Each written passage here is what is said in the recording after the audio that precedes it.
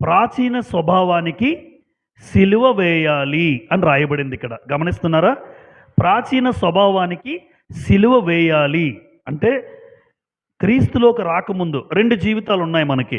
ఒకటి లోకములో ఉన్నప్పుడు, 2 సంఘమునకు వచ్చిన తర్వాత.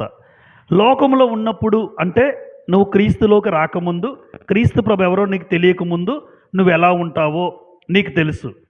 సంఘానికి వచ్చిన తర్వాత నువ్వు ఎలా ఉన్నావు, ఈ 2 జీవితాలు చూడాలి. ఇప్పుడు ప్రాచీన స్వభావానికి సిలువ వేయాలి అంటే అర్థం ఏంటంటే చంపాలి. ఎందుకంటే యేసుప్రభుని ఏం చేశారు? సిలువలో చంపేశారు. యేసుప్రభుని సిలువలో చంపేశారు. ఈరోజు క్రైస్తవుడిగా మన స్వభావం ఏమవ్వాలంటే, నా స్వభావాన్ని లోకంలో ఉన్నప్పుడు ఏ స్వభావంతో నేను బ్రతికానో ఆ స్వభావం నాకు ఉండకూడదు. ఇప్పుడు లోకంలో ఉన్నప్పుడు కక్షలున్నాయి, కలహాలున్నాయి, ఈర్ష్యలు